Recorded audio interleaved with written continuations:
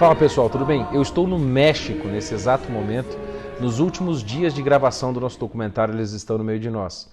Eu até não ia gravar esse vídeo porque eu estava, vamos dizer, sei lá, na correria aqui da gravação, mas eu aproveitei aqui este final de dia, que a gente já encerrou tudo, para gravar esse vídeo importante para vocês sobre essa história do incêndio na igreja, na Catedral de Notre-Dame em Paris, da Notre-Dame, da Nossa Senhora, que foi um incêndio que parece, no que estão dizendo aí das especulações, que tudo começou durante essa reforma ou essa restauração que estão fazendo lá na igreja e que tinha muita madeira e um cara parece que foi fazer uma solda e respingou solda e pegou fogo. O que dizem a princípio que foi isso. A gente não sabe se foi um atentado de algum muçulmano ou coisa do tipo. Então a gente não pode fazer especulações nesse sentido, apesar de que a gente não pode negar que nos últimos anos na França, pelo menos nos últimos 4 anos da França, muitos atentados aconteceram. Muitos atentados a igrejas católicas, especificamente, também realizados pelos maometanos, nós podemos chamar assim. É uma situação tristíssima que aconteceu na igreja de Notre-Dame. Não há como sorrir, não há como fazer piada. É uma igreja que tem, sei lá, mais de 850 anos. Aquilo ali, aquela arquitetura, ela é a própria concretização em arquitetura de toda a teologia medieval, a teologia de São Tomás de Aquino, que está ali impressa numa arquitetura e que boa parte dela foi queimada durante aquele incêndio. Isso é muito triste. A liturgia da igreja está expressada ali naquela arquitetura. Esse é um dos pontos principais que pouca gente conhece a respeito da arquitetura gótica. Isso é muito importante.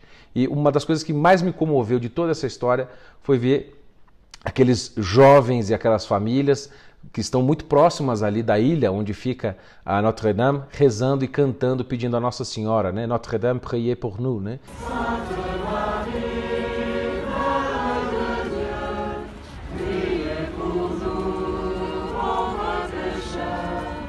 Nossa Senhora, rogai por nós, pedindo ajuda para salvar alguma coisa daquela arquitetura. Apesar de que, segundo as informações do pároco e do responsável da Notre-Dame, as relíquias da cruz, as relíquias da coroa do Nosso Senhor, o manto de São Luís e as joias, as coisas que tinham lá que eram mais importantes, sim, foram salvas, mas o teto se foi, a torre principal se foi, a gente não sabe qual a extensão do dano.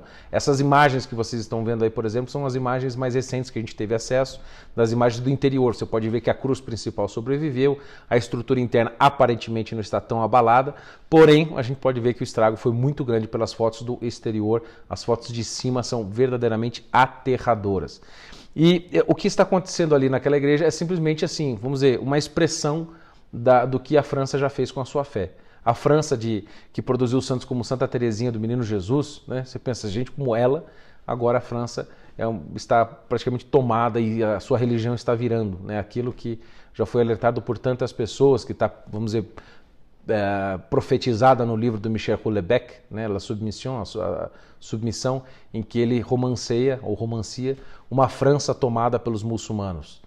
E a França é isso, a França está perdendo quase completamente suas raízes cristãs, porque de 4 a 5% dos católicos franceses somente frequentam as missas. Então, infelizmente, a França, que era, vamos dizer, a filha mais velha do catolicismo, está praticamente perdida. Aquela igreja queimada é um símbolo muito forte disso. Não adianta fazer muitas especulações agora, a gente tem que só rezar e se contentar com algumas notícias boas, como parece que teve uma família europeia que doou 100 milhões de euros para a reconstrução da Notre-Dame e que nem tudo se perdeu. Parece que a estrutura principal permanecerá. Mas vocês podem ver nesse vídeo que eu recebi por WhatsApp da torre principal de Notre-Dame caindo. Vocês podem ver os andaimes ali também, que mostram que ela estava acontecendo em reforma. E uma coisa foi muito marcante nessa história, algumas pessoas já viram e já noticiaram também. Quando saiu a notícia e parece que uma TV, eu não sei qual TV que foi, talvez uma TV do Oriente, que estava fazendo uma live do incêndio da Notre-Dame, você via que havia muitos comentários e muitas curtidas. Tinha pessoa colocando like, coraçãozinho, não sei o quê, e tinha muita gente colocando risadinha. Muita gente rindo.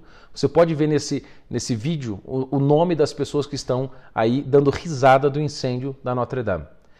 E você vai ver que os nomes delas denotam muito bem o tipo de religião que elas têm. Você pode chegar à sua própria conclusão. E aquilo que meu amigo Paulo Briguet disse, sabe? A Notre-Dame sobreviveu a Napoleão, sobreviveu a 2 guerras, ela sobreviveu à Revolução Francesa, ela sobreviveu à Revolução de Maio de 68, ela sobreviveu a tudo. Mas parece que a ingerência de Macron, que é uma besta quadrada, uma capivara, de um idiota, parece que não sobrevive. Então, Macron, que é um imbecil quadrado, agora eu preciso falar deste vagabundo, que não há outra palavra para falar de um cara desse, é um vagabundo, porque esse animal deste presidente francês agora diz que vai reconstruir imediatamente a Catedral de Notre-Dame. Mas sabe como que ele vai fazer, aquele vagabundo?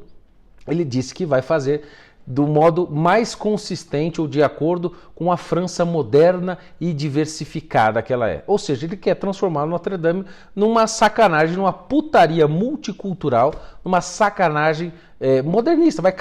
Desculpa, mas vai cagar na catedral. É isso que ele vai fazer. É só que essa besta desse Macron sabe fazer, do infeliz.